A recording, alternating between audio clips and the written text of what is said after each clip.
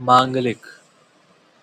मंगल जब भी कुंडली के प्रथम भाव में, दूसरे भाव में, चौथे भाव में, सातवें भाव में, आठवें भाव में या 12वें भाव में, या ये जितने भी घर हैं इनमें पहला, दूसरा, चौथा, सातवां, आठवां, 12वां, इन सब में अगर मंगल होगा तो वो मांगलिक है व्यक्ति।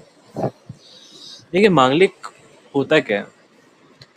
मांगलिक अगर कोई व्यक्ति है, किसी की भी कुंडली में इन घरों में मंगल है, तो उसको मांगलिक कहा जाता है। यानी कि उसके अंदर काफ़ी ज़्यादा एनर्जी होती है, जो एक ऊर्जा होती है हमारे शरीर की, वो उस व्यक्ति के अंदर बहुत ज़्यादा होती है। मांगलिक में ये हमेशा कहा जाता है कि आपको कुंडली मिलवा के शादी करनी चाहिए, साथ ही आपको और आपका पार्टनर दोनों मांगलिक होना चाहिए, नहीं तो विवाह को सही नहीं मानते और शादी नहीं करनी चाहिए बताते हैं। तो इसका रीज़न ये है कि पहले के टाइम पे जब लोग कुंडली नहीं मिलवाते थे और कोई मांगलिक होता था आदमी और औरत मांगलिक नहीं होती थी, तो क्या होता था, जो मांगलिक आदमी है उसके अंदर तो ऊर्जा बहुत है, अग्नि बहुत है उसके अंदर, और औरत के अंदर इतनी ज़्यादा अग्नि नहीं है। तो क्या होता था कि अगर जब एक मांगलिक है और दूसरा मांगलिक नहीं है, तो ये दोनों फिज़िकली काफ़ी ज़्यादा खुश नहीं रह सकते, क्योंकि एक के अंदर आग ज़्यादा है, दूसरे के अंदर कम है।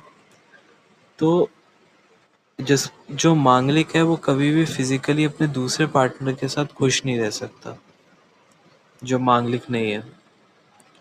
और जो मांगलिक नहीं है उसके साथ ये सबसे बड़ी दिक्कत ये होती है कि अगर कोई स्त्री मांगलिक नहीं है और पुरुष मांगलिक है, तो स्त्री गर्भवती ज़्यादा होती थी।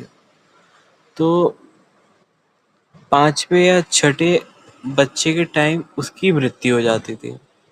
तो इसलिए लोग ये कहते हैं कि अगर आपका पार्टनर मांगलिक नहीं है तो उसकी मृत्यु हो जाएगी। अगर आदमी मांगलिक नहीं है और पत्नी मांगलिक है, तो यही सेम चीज़ रहेगी, बस बच्चे के टाइम में आदमी के साथ एक्सीडेंट हो जाता है, दुर्घटना हो जाती है, तो उसकी मृत्यु हो जाती है। इसलिए लोग बार ये कहते हैं कि मांगलिक अगर आप दोनों में से कोई एक नहीं है तो शादी नहीं करनी चाहिए। बट अब हम प्रेजेंट के टाइम पे बात करें, अगर कोई मांगलिक नहीं है और कोई मांगलिक है तो डिवोर्स होता है। ऐसे कोई नहीं मरता, बहुत ही कम केसेस होते हैं कि लोग मर जाते हैं, उनका एक पार्टनर मर जाता है, लेकिन ऐसा नहीं होता है।